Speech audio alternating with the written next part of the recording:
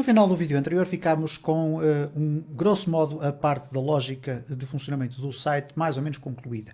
Obviamente que há muitos aspectos ainda a tratar, mas, de grosso modo, a questão do registro de encomendas e a questão de acesso à área de cliente e a gestão das encomendas está basicamente feita. Então estamos a entrar na fase em que eu vou reservar alguns vídeos para trabalhar já a organização visual do meu site.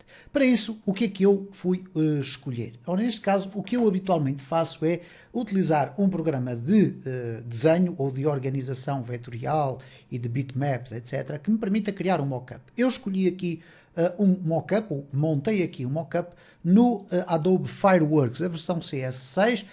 É um software que já é descontinuado da Adobe, mas que para mim continua a ser um software de referência no que diz respeito à organização de layouts. Porquê? Porque contém a possibilidade de nós trabalharmos bitmaps e também vetores. Esta é a versão CS6, eu uso com bastante regularidade, tenho aqui um conjunto de painéis organizados já da minha forma e, portanto, é um conjunto de painéis que contém desde as cores até aos layers, aqui duas áreas para eu poder organizar, juntar elementos, etc., fazer corte e costura, como eu costumo habitualmente dizer, e depois temos aqui algumas outras funções que eu uso com menos frequência. De qualquer das formas, o que é importante aqui neste software é que ele me permite criar então uma organização de layout. E como podem verificar, eu não estive aqui com muitos detalhes na organização de um layout muito arrojado. Não.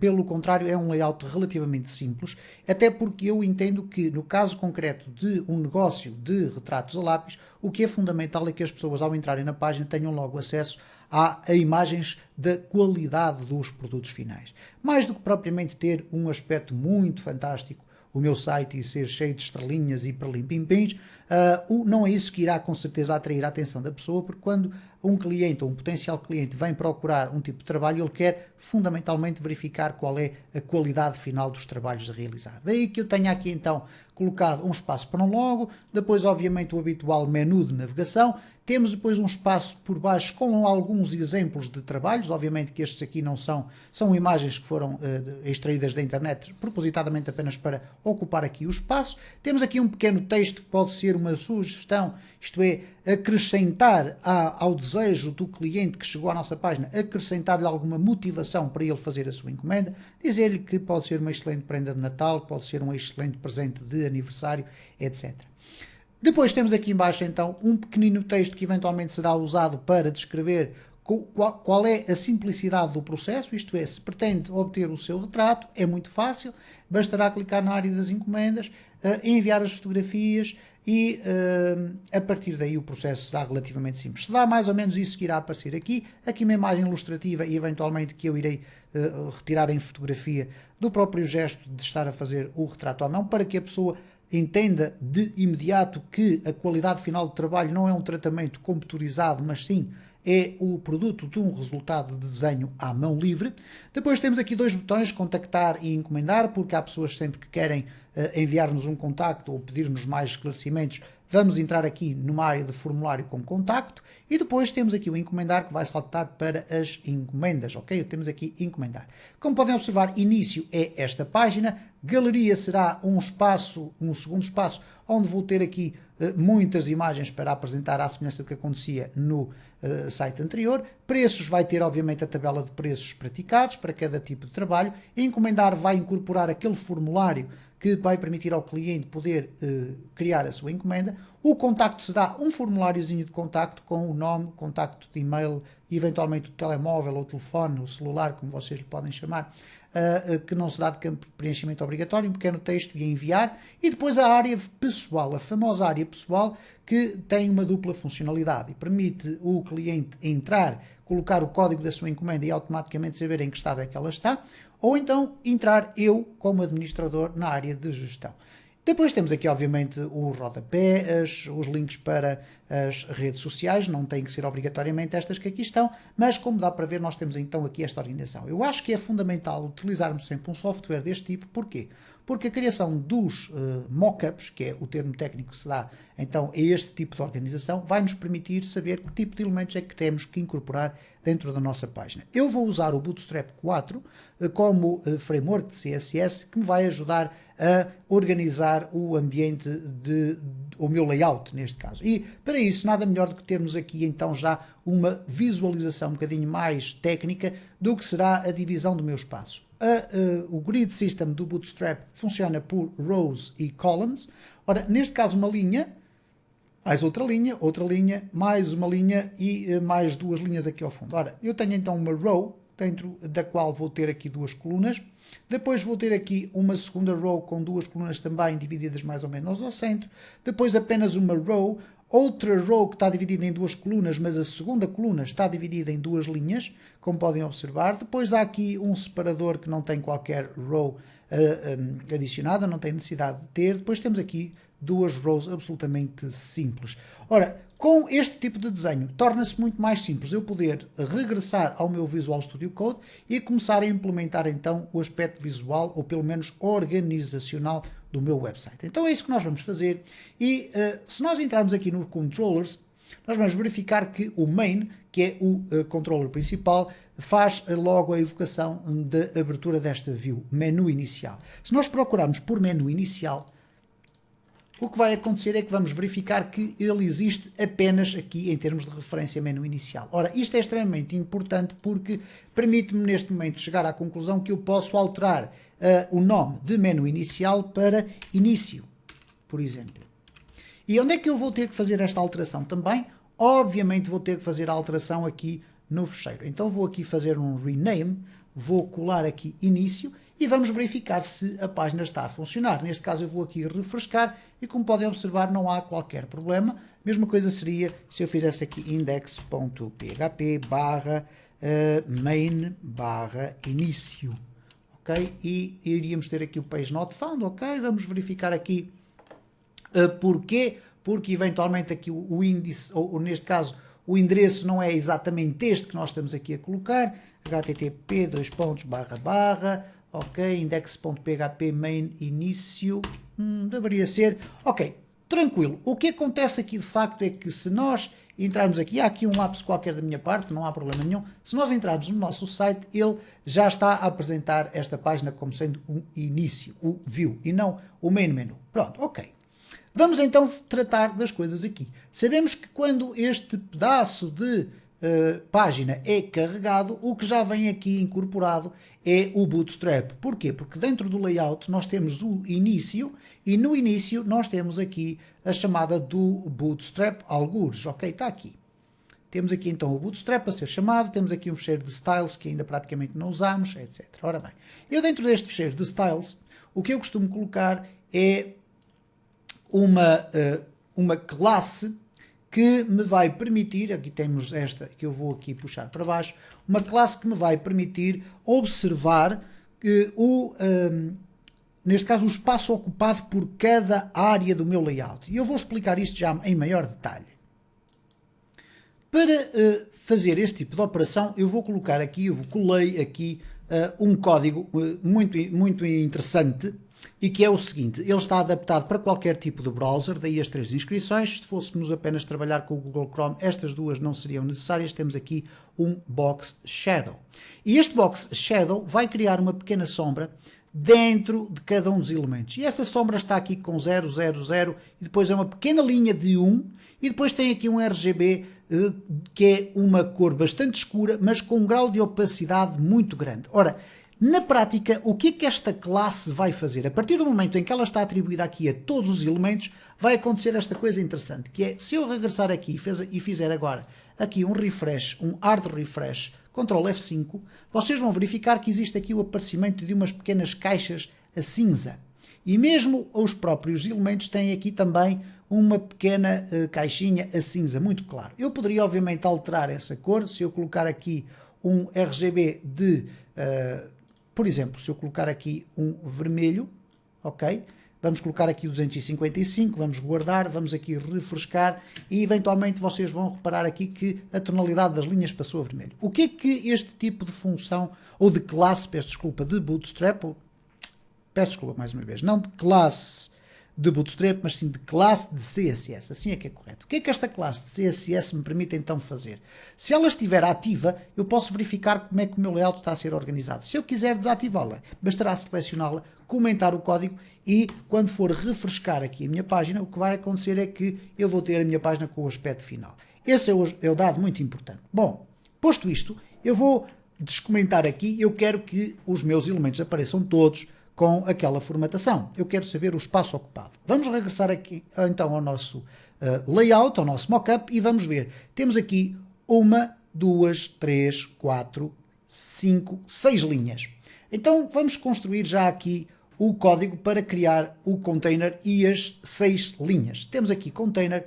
O que eu vou fazer agora aqui é simplesmente puxar isto aqui para o lado, ok? Não liguem ao que vai acontecer agora, porque eu vou criar aqui o layout a partir de um container, que já está aqui criado. Dentro do container vou criar 6 linhas. Vou usar o Emmet div.row e dentro das rows eu vou ter colunas, mas neste caso, como cada row vai ter um número de colunas distinto, eu vou colocar simplesmente div.row por enquanto. Vou aqui multiplicar isto tudo por 6 linhas. E quando eu agora fizer o Enter, eu vou ter as 6 rows criadas. O que eu vou ter aqui então no topo vai ser o logo e navegação.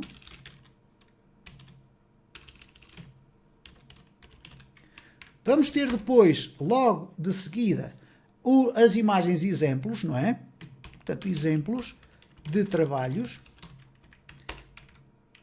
Logo na linha seguinte vamos ter o primeiro texto, ou vamos ter o texto 1, depois vamos ter a imagem, texto e botões. Portanto, vamos ter aqui o texto, vamos colocar aqui isto corretamente, vamos colocar assim e vamos agora colocar aqui texto 1.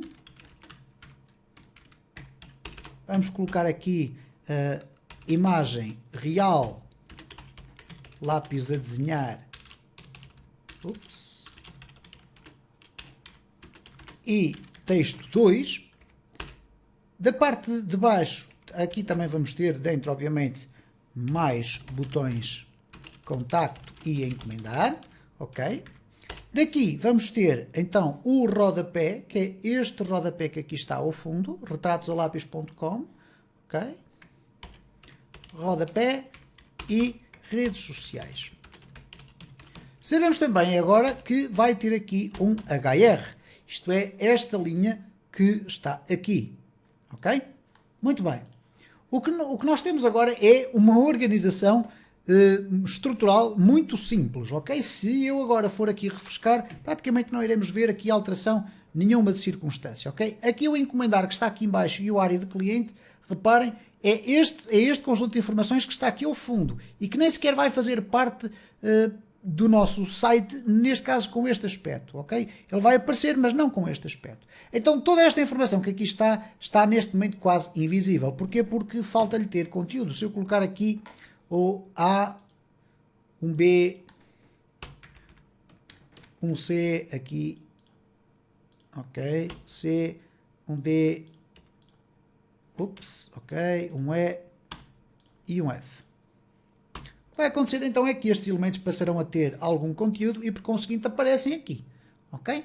Então se nós formos olhar aqui para a minha organização, o que eu tenho, vamos fazer assim, ok, o que eu tenho de facto aqui é já o A, que corresponde a esta linha, o B corresponde à segunda linha, o C corresponde à terceira linha, o D corresponde à quarta linha. Depois temos aqui um espaço, temos ainda o E, eventualmente o E, eu fiz mal o cálculo porque temos aqui 1, 2, 3, 4, 5, 6, eu também aqui 1, 2, 3, 4, 5, 6, 7, neste caso aqui o HR está no local errado, deveria passar para cima do E, já iremos tratar disso, e depois o E e o F correspondem a estas duas rows que aqui estão.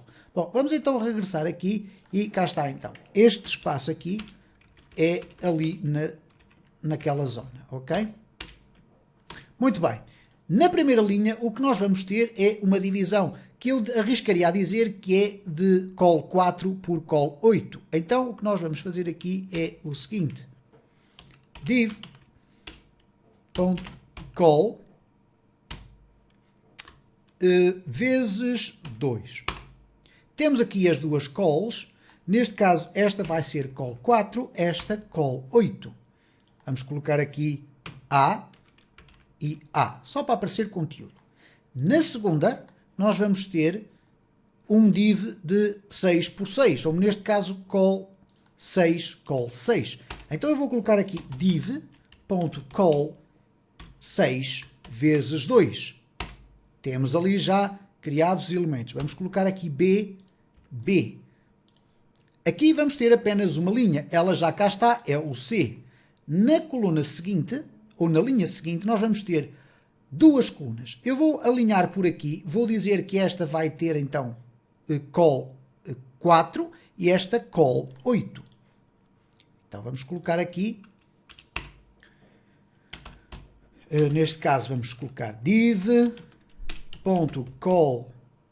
qualquer coisa, porque eu quero colocar call 4 e 8 vezes 2, ok? Aqui vamos ter o 4 e aqui vamos ter o 8. Dentro da primeira coluna, nós vamos ter tudo normalíssimo.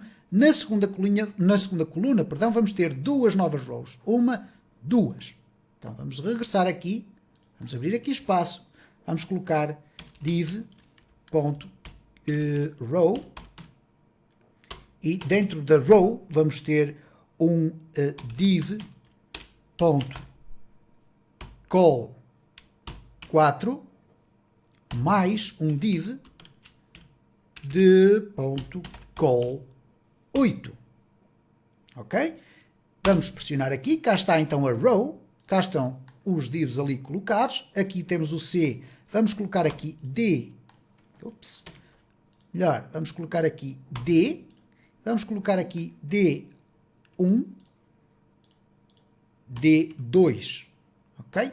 Vamos verificar o que é que está a acontecer aqui no nosso layout, ok? Refrescado. Como podem observar aqui, há aqui muitas informações que aparentemente não estão corretas, ou melhor, o layout não é ainda suficientemente explícito para nós conseguirmos ter aqui algo bem feito, mas há aqui um aspecto que não funcionou exatamente como eu queria. Então o que nós temos é o seguinte. Vamos olhar aqui. Na primeira coluna temos a parte do logo, que é o A, e temos esta parte da navegação, que é este A que aqui está. Correto. Na segunda, nós temos esta área que vai ter duas imagens e esta que vai ter apenas uma mais larga. Então está aqui o B e o B. Aqui vamos ter duas. Eu poderia eventualmente dividir isto por duas. É muito fácil. Bastará chegar aqui, irmos aqui aos exemplos dos trabalhos, colocar aqui call 3, copiar e colocar call 3 outra vez. Portanto, 3, 3 e 6. Dá 12. Portanto, se eu agora refrescar, vamos ter aqui duas colunas. Se agora formos verificar aqui, temos uma linha apenas, é o C, tranquilo. Aqui, o que é que acontece? Nós temos uma coluna, outra coluna. Ora, o que está a acontecer aqui é o seguinte. Nós estamos a ver aqui uma coluna e depois estamos a ver aqui duas colunas. Bom, não é bem isto que eu queria fazer aqui. O que eu quero fazer é ter duas rows. Ok? Vamos olhar aqui. Vamos eliminar daqui isto. Então temos duas colunas. D, D. Ok? Vamos olhar aqui outra vez. Aqui este espaço vai sofrer uma alteração. Passa a ser D, D. Aqui o que eu vou querer agora colocar é uma linha e outra linha. Uma por cima da outra. Então eu vou colocar div.row. Ok? Esta é a primeira. Mais um outro div.row.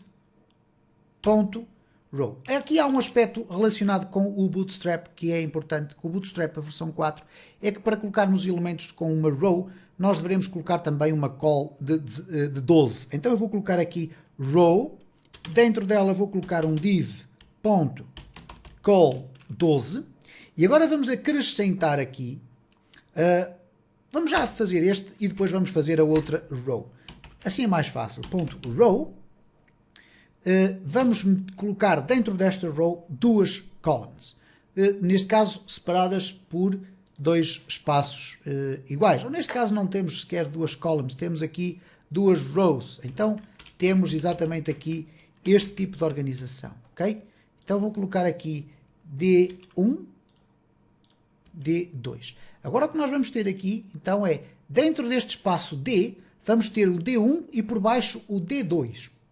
Ok? Cá está, D1 e D2. Então, se nós olharmos aqui para a nossa estrutura, é exatamente isto que nós aqui temos. A seguir temos o separador que está aqui. E depois temos as duas colunas, ou melhor, as duas rows que estão aqui, o E e o F. Ora bom, temos a estrutura inicial da página inicial feita. Se eu agora comentar tudo isto que aqui está, nós não vamos ter resultado nenhum espetacular. Vamos ter uma coisa extraordinariamente incipiente. Ctrl F5 para fazer aqui um hard refresh e como vocês podem observar aqui está tudo muito estranho. Mas, por incrível que possa parecer, eu tenho de facto ali já a organização do meu layout. No próximo vídeo vou começar a inserir lá textos e áreas fictícias, que só irão ser trabalhadas depois na parte final, quando eu tiver a certeza absoluta de que é aquele tipo de organização que eu quero.